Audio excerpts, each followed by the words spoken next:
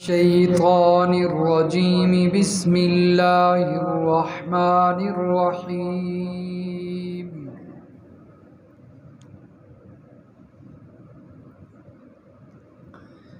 ولولا أن تصيبهم مصيبة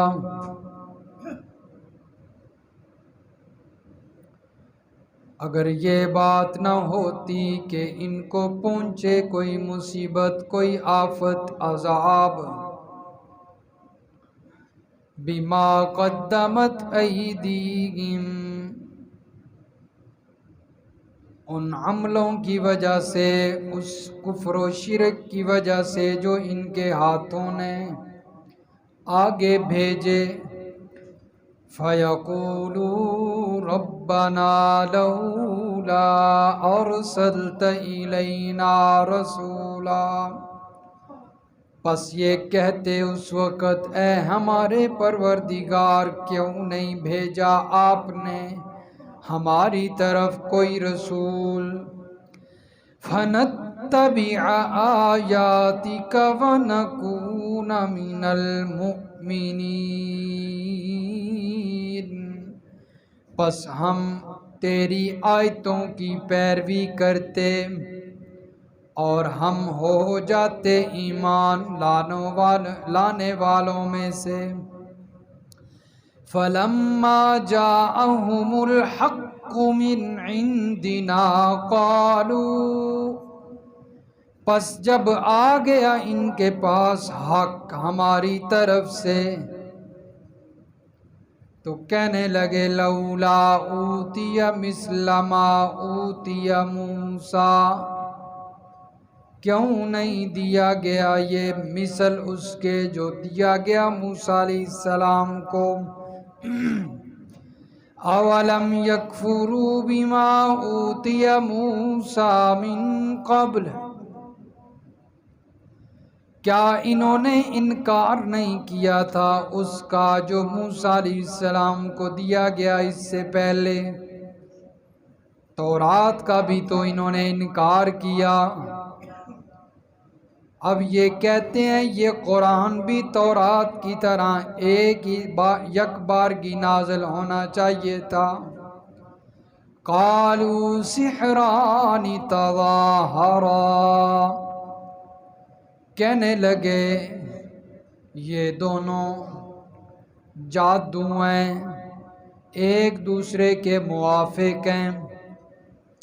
حضرت موسیٰ علیہ السلام پر ہونے والی تورات اور یہ قرآن۔ وَقَالُوا إِنَّا بِكُلٍّ كَافِرُونَ،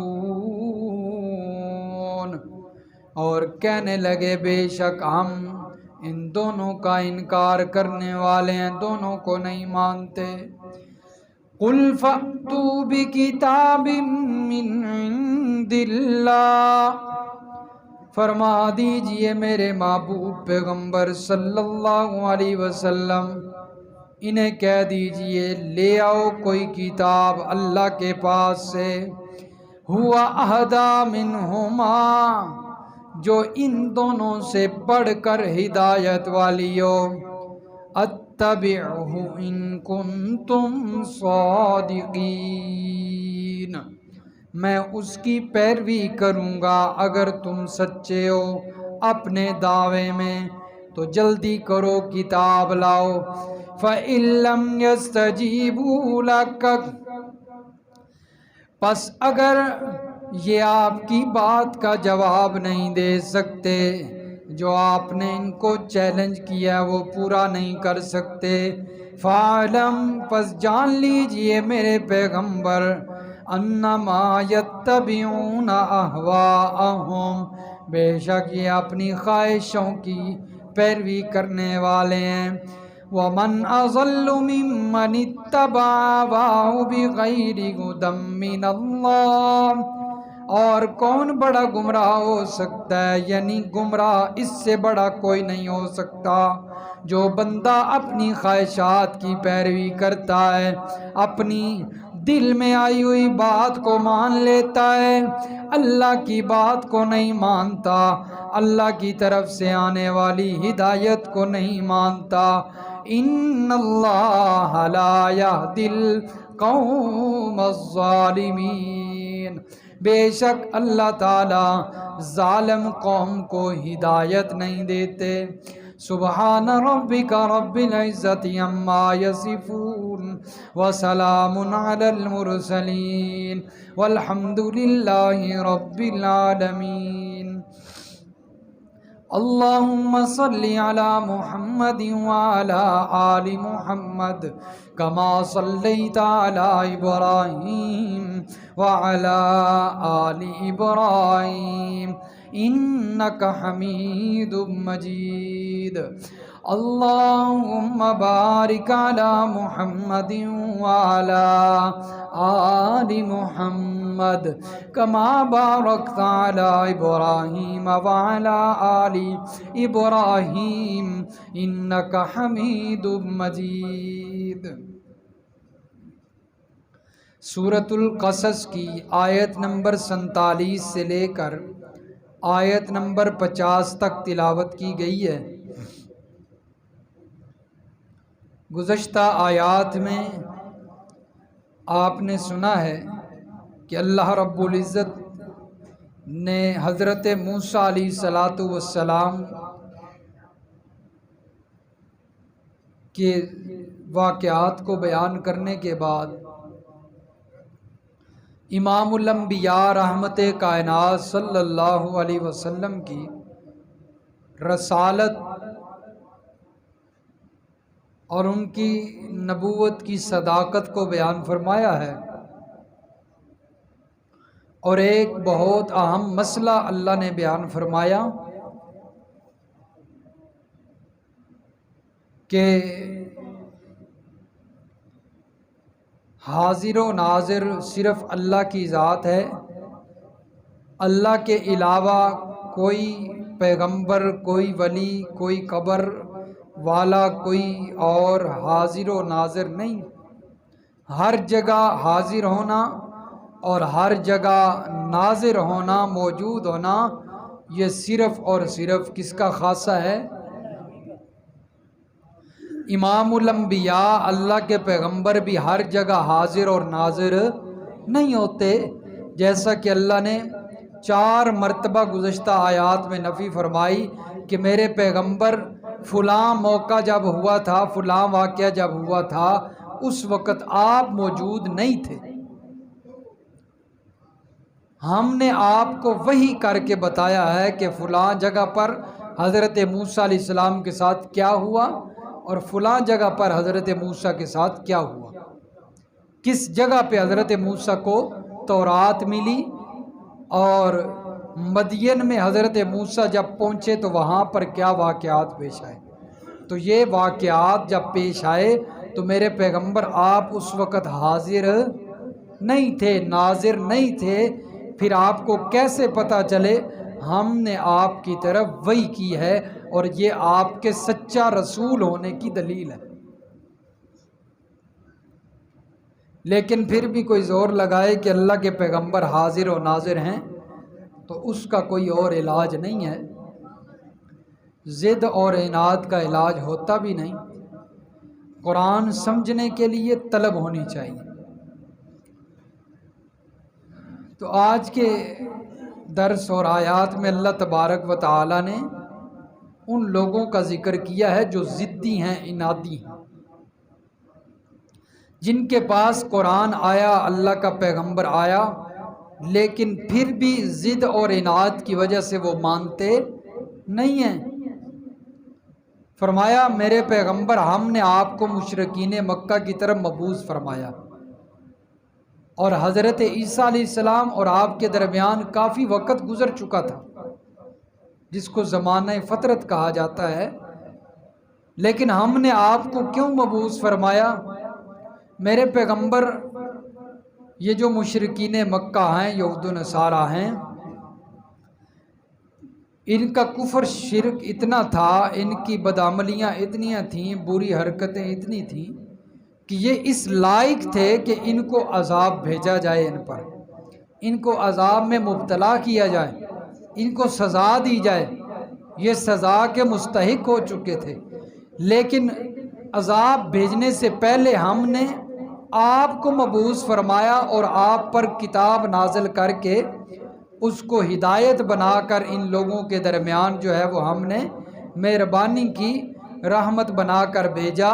اس کی وجہ یہ تھی کہ اگر ہم آپ کو بھیجے بغیر ان پر عذاب بھیج دیتے تو یہ عذر پیش کرتے کہ یا اللہ تو نے ہمارے پاس رسول بھیجا کوئی نہیں اور ہمیں عذاب دے دیا۔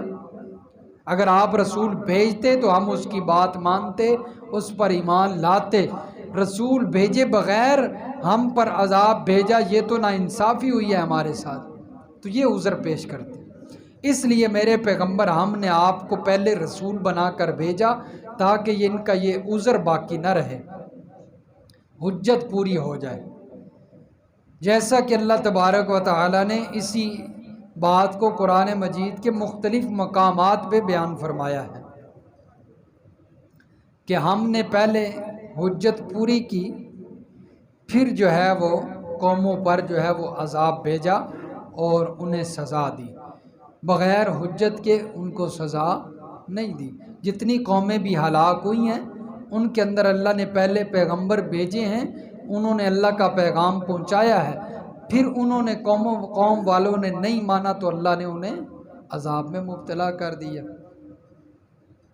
جیسا کہ اللہ تبارک و تعالی سورۃ المائدہ کے اندر بیان فرماتے ہیں اسی بات کو، سورۃ المائدہ پارہ نمبر 6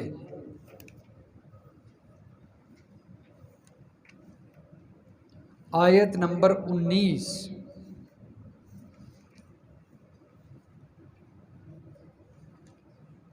اور صفحہ نمبر 135، صفحہ نمبر 135۔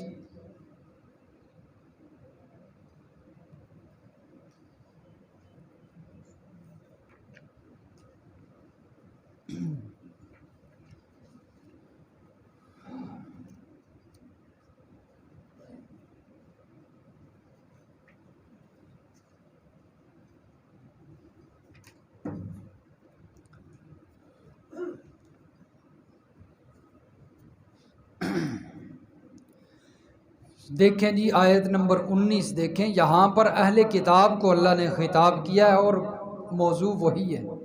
فرمایا یا اہل الکتاب قد جاءکم رسولنا، اے اہل کتاب تحقیق آئے تمہارے پاس ہمارے رسول، یبین لکم علی فترۃ من الرسول، جو کہ تم کو صاف صاف مسئلے بتاتے تھے، اور یہ ایسے وقت میں آئے جس وقت رسولوں کا سلسلہ ختم ہو چکا تھا، کافی عرصہ گزر چکا تھا کہ تمہارے پاس کوئی رسول نہیں آیا۔ ان تقولوا ما جاءنا من بشیر ولا نذیر، یہ اس لیے ہم نے تمہارے پاس رسولوں کو بھیجا تاکہ تم یہ نہ کہہ سکو کہ ہمارے پاس کوئی ڈرانے والا، کوئی خوشخبری دینے والا نہیں آیا۔ فقد جاءکم بشیر و نذیر، ہم نے تمہارا منہ بند کرنے کے لیے، تمہارا عذر ختم کرنے کے لیے اپنے رسول تمہارے پاس بھیجے، بشیر خوشخبریاں دینے والے بنا کر، ڈرانے والے بنا کر تمہارے پاس رسول بھیج دیے، تمہارا عذر ختم کیا، تمہارا جو ہے وہ بہانہ ختم کیا اور ہم نے تمہارے پاس رسول بھیج دیے۔ اسی طرح اللہ تبارک و تعالی نے یہی بات صفحہ نمبر 127 پہ بھی بیان فرمائی ہے، سورۃ النساء کی آیت 165 میں، سورۃ النساء آیت نمبر 165 میں، صفحہ نمبر 127، چھٹا پارہ ہے،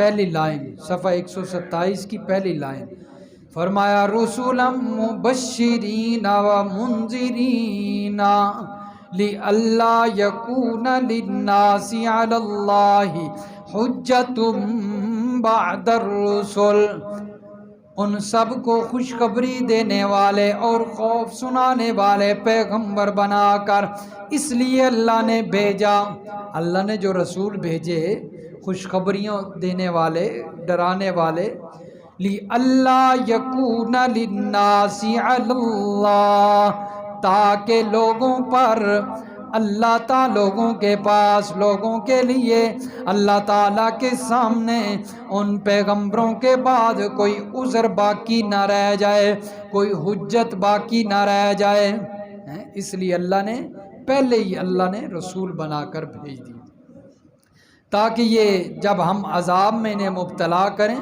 تو یہ عذر نہ پیش کرتے رہیں کہ یا اللہ تم نے ہمارے پاس رسول ہی نہیں بھیجے، کوئی ڈرانے والے ہی نہیں بھیجا، اگر وہ آتا ہمیں تبلیغ کرتا تو ہم مان جاتے اور ہم یہ عذاب جو ہم پر آیا ہے اس کے مستحق نہ ہوتے۔ تو اللہ تبارک و تعالی نے رسولوں کو بھیجا کیوں؟ تاکہ حجت پوری ہو جائے، عذر باقی نہ رہے۔ اسی طرح اللہ نے امام الانبیاء رحمت کائنات صلی اللہ علیہ وسلم کو بھی بھیجا مشرکین مکہ پر عذاب بھیجنے سے پہلے، انہیں کوئی بھی سزا دینے سے پہلے اللہ نے رسول بھیجا۔ تو یہ جو اللہ نے رسول بھیجا ہے یہ اللہ تعالیٰ فرماتے ہیں ہم نے ان پر احسان کیا تھا، لیکن انہوں نے ہمارے اس احسان کی قدر نہیں کی، ہمارے اس احسان کی قدر نہیں کی۔ اللہ تبارک و تعالیٰ نے انسانوں پر بڑی نعمتیں کی ہیں، بڑی نعمتیں کی ہیں، بے بہا نعمتیں کی ہیں، جس کے بارے میں خود اللہ نے فرمایا ہے کہ میں نے اتنی نعمتیں کی ہیں کہ وَإِن تَعُدُّوا نِعْمَتَ اللَّهِ لَا تُحْصُوهَا، اگر تم ان کو شمار کرنا چاہو، گننا چاہو تو تم ان کو گن سکتے نہیں ہو۔ لیکن اتنی نعمتیں کرنے کے باوجود اللہ نے یہ نہیں کہا کہ میں نے تم پر نعمتیں کی ہیں، احسان کیا ہے، یہ نعمتیں کر کے میں نے احسان کیا ہے، لیکن ایک ایسی نعمت ہے، ایک ایسا احسان ہے کہ جس کو کرنے کے بعد اللہ نے جتلایا ہے کہ اے میرے بندو، اے کائنات والو، میں نے تم پر ایک احسان کیا ہے، اس کا احسان کا شکریہ ادا کرو، اس کی قدر کرو۔ وہ احسان کیا ہے؟ وہ احسان کیا ہے؟ وہ احسان وہی ہے کہ جس کا تذکرہ آج ہم اس آیت میں بھی پڑھ رہے ہیں۔ چوتھے پارے کے اندر اللہ تبارک و تعالیٰ نے اس احسان کو جتلایا ہے سورت آل عمران کے اندر، سورت آل عمران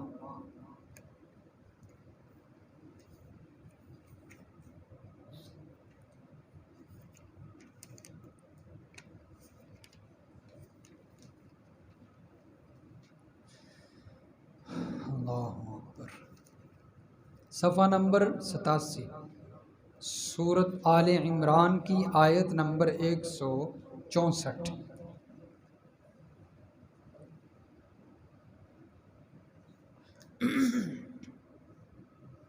آخری لائنیں جی دو، آیت نمبر 164، فرمایا لَقَدْ مَنَّ اللَّهُ عَلَى الْمُؤْمِنِينَ إِذْ بَعَثَ فِيهِمْ رَسُولًا مِّنْ أَنفُسِهِمْ، البتہ تحقیق، لقد لام تحقیق، لام تاکید، قد تحقیق، جب دونوں ملے معنی قسمیاں، قسم کا معنی بن گیا۔ اللہ نے قسم اٹھا کر فرمایا قسم ہے، من اللہ، احسان کیا اللہ نے، علی المؤمنین، ایمان والوں پر، اذ بعث فیہم رسولا من انفسہم، کون سا احسان؟ وہ احسان یہ ہے کہ اللہ نے اپنا عظیم الشان رسول ان مومنوں کے اندر بھیجا، اپنا عظیم الشان رسول، یہ ہے اللہ کا احسان، وہ منفرد احسان جس کو اللہ نے بھی جتلایا ہے کہ میں نے آپ پر احسان کیا ہے۔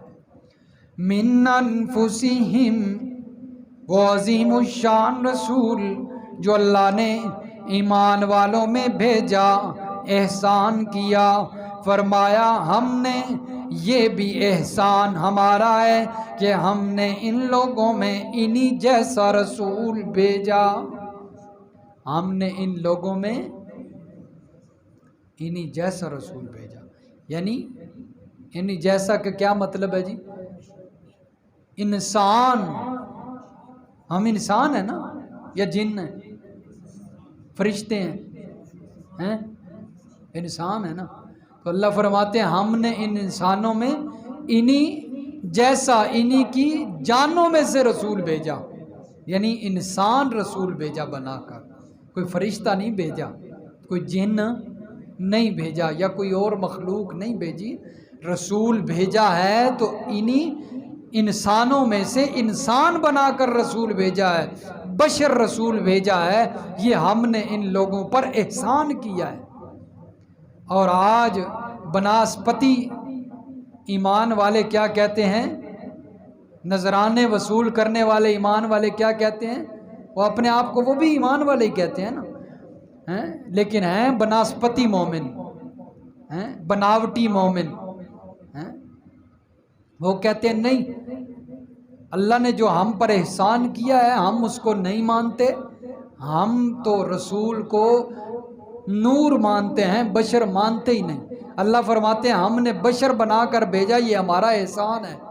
اللہ احسان جتلا رہے ہیں نا، یہ کہتے ہیں نہیں ہم نے احسان ماننا ہی نہیں اللہ کا، اللہ نے کیوں ہمارے اوپر احسان کیا ہے؟ ہم نے تو رسول کو نور ماننا ہے، بشر ماننا ہی نہیں۔ بناوٹی مسلمان ہے نا۔ جو حقیقی مسلمان ہوگا، جس کے ایمان کے اندر جو ہے وہ شک نہیں ہوگا، تو وہ اللہ کے رسول کو انسان مانے گا، بشر مانے گا، وہ نور نہیں مانے گا۔ نور وہی مانتا ہے جس کے ایمان میں شک ہوتا ہے، بناوٹی مسلمان ہوتا ہے، کیونکہ اس سے صرف نذرانوں کی فکر ہوتی ہے، نذرانے آتے رہیں اور ہمارا کاروبار چلتا رہے۔ اللہ فرماتے ہیں ہم نے رسول جو بھیجا انسان بنا کر بھیجا، یتلو علیہم آیاتہ، وہ ان پر قرآن کی آیتیں پڑھتا ہے، ویزکیہم، ان کو قرآن پڑھ کر پاک کرتا ہے، ویعلمہم الکتاب، ان کو کتاب سکھلاتا ہے، والحکمہ، اور دانائی کی باتیں، حدیث کی باتیں بھی سمجھاتا ہے، وَإِن كَانُوا مِن قَبْلُ، میرے اللہ فرماتے ہیں اس رسول کو بھیجنے سے پہلے ان لوگوں کی حالت یہ تھی کہ یہ سری گمراہی میں پڑے ہوئے تھے، شرک کی دلدل میں پڑے ہوئے تھے، نور میں نہیں تھے، یہ اندھیروں میں گم تھے، اندھیروں میں پڑے ہوئے تھے۔ اس رسول نے آ کر ان کو اندھیروں سے نکال کر روشنی میسر کر دی۔ یہ اس رسول کی صفات ہیں اور اس کا مشن ہے کہ وہ قرآن پڑھ پڑھ کے سناتا ہے۔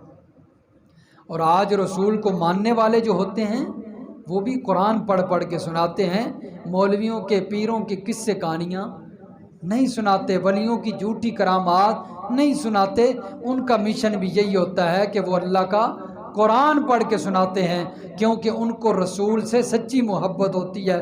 وہ بناوٹی عاشق نہیں ہوتے کہ صرف ربیع الاول آیا تو اللہ کے رسول کے ساتھ عشق جو ہے وہ ابھر آتا ہے، ربیع الاول ختم ہوتا ہے تو وہ عاشق پھر وہ سو جاتے ہیں۔ اس لیے اصل رسول کے ساتھ سچا عشق یہ ہے کہ رسول نے جو مشن لوگوں تک پہنچایا اور اس مشن کے پیچھے تکلیفیں اٹھائیں، مارے کھائیں، بچیوں کو طلاق جو ہے وہ دی گئی، اس مشن کو لے کر لوگوں تک پہنچانا، یہ ہے اصل اس رسول کے ساتھ سچی محبت۔ ماتھے پر جوتے لگا لینا، سینے پر جوتے لگا لینا، گھروں پر لائٹیں لگا لینا، چراغاں کر لینا، یہ رسول سے محبت نہیں ہے، یہ تو رسول سے بغاوت ہے۔ یہ رسول سے کیا ہے؟ بغاوت ہے۔ جو کام اللہ کے رسول نے نہیں کیا وہ آج تم کرتے ہو، یہ رسول سے محبت ہے یا بغاوت ہے؟ ہاں، اس کو محبت کا نام دینا یہ سراسر ناانصافی ہے۔ تو فرمایا کہ ہم نے یہ رسول بھیجا اس لیے تاکہ ان کا عذر باقی نہ رہے قیامت کے دن کہ یا اللہ تم نے ہمارے پاس رسول بھیجا نہیں تھا، کوئی بتانے سمجھانے والا بھیجا نہیں تھا، اور آج ہمیں جہنم میں پھینک دیا۔ یہ نا انصافی ہے۔ تو اس لیے اللہ فرماتے ہیں ہم نے ساری حجتیں پوری کر دی۔ لیکن جب اللہ نے رسول بھیج دیا، ان کو چاہیے تھا کہ اس کی پیروی کرتے، اس کی بات مانتے، اللہ کا احسان ہوا ہے۔ لیکن انہوں نے کیا کیا؟ فلما جاءہم الحق من عندنا قالوا لولا اوتی مثل ما اوتی موسیٰ، آگے سے اعتراض کرنے شروع کر دیے ہیں، آگے سے جو ہے وہ کیڑے نکالنے شروع کر دیا اور کہنے لگے یہ رسول تو آیا ہے، اس پر کتاب بھی قرآن بھی نازل ہوا ہے، لیکن موسیٰ علیہ السلام کی طرح جس طرح ان پر تورات نازل ہوئی اکٹھی ایک ہی دفعہ اللہ نے ان کو عطا کی، اس طرح قرآن اکٹھا نازل کیوں نہیں کیا، تھوڑا تھوڑا کر کے نازل کیوں کیا ہے؟ اعتراض کرنے شروع کر دیا۔ یہ ضد اور عناد تھا نا۔ تو کہنے لگے کہ اس پر قرآن اکٹھا نازل کیوں نہیں ہوا۔ یہودیوں نے مشرکوں کو بتایا کہ یہ تم کیسا اعتراض کر رہے ہو، یہ اعتراض وہ اعتراض ہے کہ یہ تمہیں مشکل میں ڈال دے گا۔ تم کہتے ہو کہ موسیٰ پر جیسے تورات نازل کی گئی ہے، ان کے جیسا قرآن نازل کیوں نہیں کیا گیا؟ ہم تورات پر تو ایمان لاتے ہیں لیکن قرآن پر ایمان نہیں لاتے۔ یہ اعتراض نہ کرو۔ یہودیوں نے ان کو سمجھایا مشرکوں کو، کیونکہ اگر یہ اعتراض کرو گے تو پھر یہ سن لو کہ تورات کے اندر بھی وہی بیان ہوا ہے جو قرآن کے اندر بیان ہوا ہے۔ تورات کوئی وکھری نہیں، تورات میں بھی وہی سب کچھ بیان ہوا ہے جو قرآن میں بیان ہوا ہے۔ تو جب یہ اعتراض تم کرو گے تو پھر یہ اعتراض تمہارے اوپر الٹا آ جائے گا کہ تورات کو مانتے ہو تو پھر قرآن کو کیوں نہیں مانتے؟ قرآن میں بھی وہی سب کچھ ہے، وہی مسئلہ ہے جو حضرت موسیٰ نے بیان کیا، وہی مشن ہے جو حضرت موسیٰ کو ملا تھا۔ اور تورات کے اندر تو امام الانبیاء اللہ کے آخری پیغمبر صلی اللہ علیہ وسلم کی صفات کا ذکر ہے، خوشخبریوں کا ذکر ہے۔ تو پھر تمہیں تو قرآن ماننا پڑے گا، اللہ کے نبی کو ماننا پڑے گا۔ تو انہوں نے پھر جیسے قرآن کا انکار کیا اسی طرح تورات کا بھی انکار کر دیا۔ کہنے لگے قالوا سحران تظاہران، یہ دونوں ہی جادو ہیں، یہ دونوں ہی کیا ہیں؟ جادو ہیں۔ اور ان کو لانے والے جن پر یہ نازل ہوا ہے ان پیغمبروں کو جادوگر کہہ دیا، ان پیغمبروں کو نعوذ باللہ جادوگر کہہ دیا۔ اولم یکفروا بما اوتی موسیٰ من قبل، تو اللہ تعالیٰ نے فرمایا کیا اس سے پہلے یہ تورات کا بھی انکار کر نہیں چکے؟ اگر یہ تورات کی بات کرتے ہیں تو تورات کا بھی انکار پہلے کر چکے ہیں۔ وقالو، اس کو جادو کہہ چکے ہیں۔ وقالو انا بکل کافرون، اور کہنے لگے کہ ہم دونوں کا انکار کرتے ہیں۔ قل فأتوا بکتاب من عند اللہ، اللہ نے فرمایا میرے پیغمبر ٹھیک ہے یہ انکار کرتے ہیں، یہ آپ پر نازل ہونے والی کتاب کو نہیں مانتے، تو پھر انہیں چیلنج کیجئے، انہیں کہیے کہ فأتوا بکتاب من عند اللہ، تم پھر اللہ کی طرف سے کوئی ایسی کتاب لاؤ جو ان دونوں سے زیادہ ہدایت والی ہو، دونوں سے زیادہ ہدایت والی ہو۔ اللہ کے پیغمبر نے پھر چیلنج کیا، اگر تم کہتے ہو کہ یہ قرآن یہ میرا اپنا بنایا ہوا ہے کتاب، یہ جو کلام ہے یہ اللہ کا کلام نہیں ہے، یہ کسی انسان کا کلام ہے، تو فاتوا بکتاب من عند اللہ، تم بھی انسان ہو میں بھی انسان ہوں، پھر کرو محنت اور بناؤ اس جیسی کتاب، بناؤ اس جیسی کتاب۔ لیکن قرآن مجید کے اندر یہ چیلنج مختلف مقامات پہ اللہ نے ذکر فرمایا ہے۔ بعض مقام پہ اللہ نے ایک آیت کا چیلنج دیا ہے، بعض جگہوں پہ اللہ نے ایک سورت کا چیلنج دیا ہے، بعض جگہ پہ اللہ نے پورے قرآن کا چیلنج دیا ہے۔ اللہ نے فرمایا ایک آیت بنا کر لاؤ، ایک سورت بنا کر لاؤ، اس جیسا پورا قرآن بنا کر لاؤ، لیکن چیلنج موجود ہے، قیامت تک یہ قرآن کی عظمت ہے، یہ قرآن کی کیا ہے؟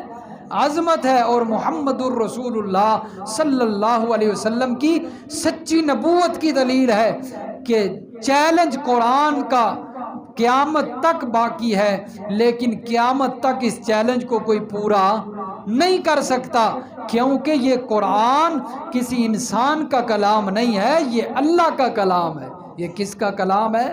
یہ تنزیل من رب العالمین ہے، رب العالمین کی طرف سے نازل کرتا ہے، اور رب کا کلام انسان اس کو کہاں پہنچ سکتا ہے؟ یہ اللہ کی صفت ہے، یہ اللہ کی کیا ہے؟ صفت ہے، اس کا کلام ہے۔ کلام انسان کی صفت ہوتی ہے نا، یہ جو بول رہا ہوتا ہے اس کی صفت ہے، اسی طرح یہ بھی اللہ کا کلام ہے۔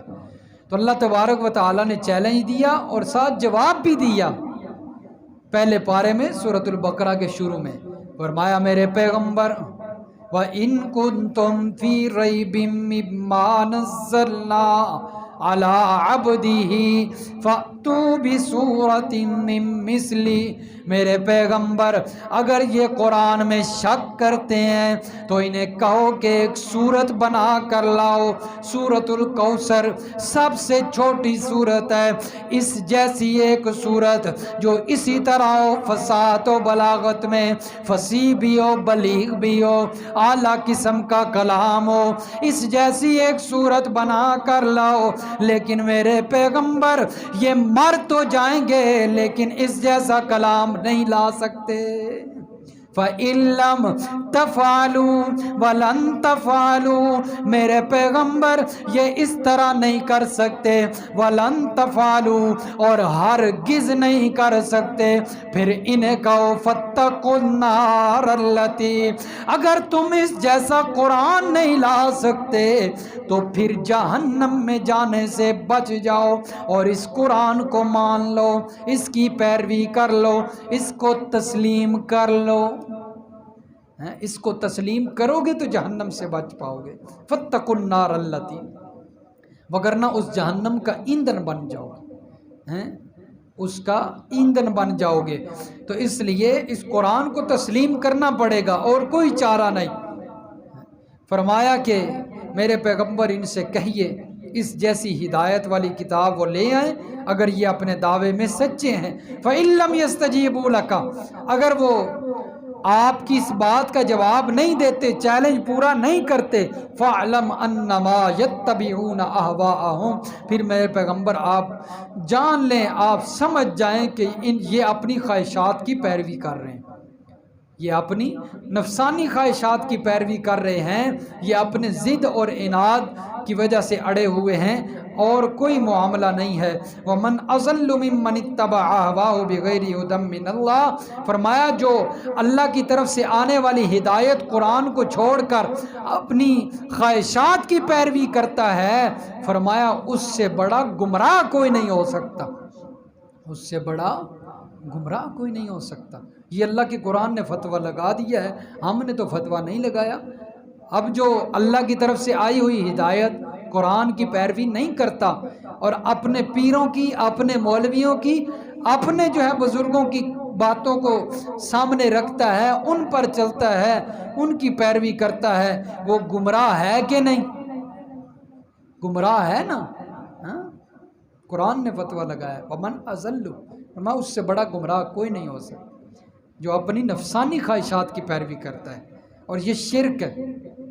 ہم تو اس کو سمجھتے کوئی نہیں، ایک طرف قرآن کی بات ہے اور ایک طرف ہمارے دل میں آنے والی بات ہے، ہم دل کے اندر آنے والی بات، اپنے نفس کی بات کو ترجیح دیتے ہیں، قرآن کی بات کو نہیں مانتے، یہ کیا ہے؟ شرک ہے۔ جس طرح مشرکین مکہ اپنے آبا و اجداد کی باتوں کی پیروی کرتے تھے نا، اور کہتے تھے ہمارے آبا و اجداد یوں کرتے رہے، ہم نے بھی یوں کیا، ہم نے اس کو شرک سمجھ لیا، لیکن اپنے اندر جو نفس ہے نا اس کی باتوں کی پیروی کو شرک نہیں جانا، نہیں سمجھا، لیکن یہ بھی شرک ہے، قرآن کو چھوڑ کر اپنی نفس کی باتوں کو جو ہے وہ ان کو آگے رکھنا، ان پر عمل کرنا، یہ سب سے بڑا شرک ہے۔ ان اللہ لا یہدی القوم الظالمین، فرمایا جو اپنی نفسانی خواہشات کی پیروی کرتا ہے ایسی قوم کو اللہ تعالی ہدایت نہیں دیتے، ایسی قوم کو اللہ ہدایت نہیں دیتے۔ اس لیے جب بھی کوئی عمل کرنے لگیں تو یہ دیکھیں یہ عمل جو میں کر رہا ہوں اس میں اللہ کے قرآن اور محمد الرسول اللہ صلی اللہ علیہ وسلم کا فرمان کیا کہتا ہے۔ کیا یہ میں اپنے دل کی بات تو نہیں مان رہا، کیا یہ میں اپنے نفس کی بات تو نہیں مان رہا، اس میں اللہ کا قرآن کیا کہتا ہے، تو پھر اس پر عمل کریں جو اللہ کا قرآن کہہ رہا ہے، اس پر عمل کریں جو محمد الرسول اللہ صلی اللہ علیہ وسلم کا فرمان سمجھا رہا ہے، اس پر عمل ہرگز نہ کریں جو دل کہہ رہا ہے۔ دل تو بڑی بڑی باتوں کی جو ہے وہ خواہش کرتا ہے، دل بڑی بڑی باتوں کی خواہش کرتا ہے۔ دل تو کہتا ہے کہ کاش فلاں کی کوٹھی بنگلے بھی میرے ہو جائیں، فلاں کی گاڑی بھی میری ہو جائے۔ دل تو کہتا ہے کہ فلاں کی جو بہن ہے وہ ایک رات کے لیے میری ہو جائے، فلاں کی بیوی ایک رات کے لیے میرے بستر پر آ جائے۔ لیکن ہم نے دیکھنا ہے شریعت کیا کہہ رہی ہے۔ شریعت کہتی ہے یہ حرام ہے، شریعت کیا کہتی ہے، یہ حرام ہے۔ اب شریعت پر چلنا ہے، دل کی بات نہیں ماننی۔ شیطان تو زور لگا رہا ہے کہ میں اسے گمراہ کروں، میں اسے گناہ پر لگاؤں، لیکن شیطان کا مقابلہ بھی تو کرنا ہے نا، وہ ہمارا دشمن ہے۔ اللہ نے قرآن مجید میں بار بار فرمایا ہے ان الشیطان للانسان عدو مبین، شیطان انسان کا واضح دشمن ہے، واضح دشمن ہے۔ دشمن کے ساتھ دوستی نہیں کرتے، دشمن کے ساتھ دوستی نہیں کرتے، بلکہ جو دشمن ہوتا ہے اس کے ساتھ انسان کیسا برتاؤ کرتا ہے، جس سے دشمنی ہوتی ہے بندہ اس کے گھر جانے والے رستے کو بھی استعمال نہیں کرتا۔ ایسا ہے کہ نہیں ہے؟ ایسا کئی ایسے لوگ ہیں جن کی آپس میں دشمنیاں ہوتی ہیں، گاؤں ایک ہی ہوتا ہے لیکن دشمنی چلی آ رہی ہوتی ہے، ایک دوسرے کا قتل کیا ہوتا ہے، تو ان سے بات چیت ہوتی ہے، وہ کہتے، میں نے کہا بھئی وہ جو جن سے آپ کی دشمنی ہے کبھی ان کا گھر دیکھا ہے، کبھی ان سے کوئی آمنا سامنا ہوا ہے؟ کہتے ہیں ہم تو گھر دیکھنا دور کی بات، 25 سال گزر گئے ہیں، ہم نے تو ان کے گھر جانے والے رستے کو بھی نہیں دیکھا۔ کیوں؟ اس کو اپنا دشمن سمجھا ہے نا۔ تو شیطان بھی ہمارا دشمن ہے، پھر اس رستے کو کیوں دیکھتے ہو جس رستے کی طرف وہ دشمن دعوت دیتا ہے؟ اس لیے اس کو اپنا دشمن سمجھیے اور اس کا مقابلہ کیجیے۔ اللہ سمجھ نصیب فرمائے، عمل کی توفیق عطا فرمائے۔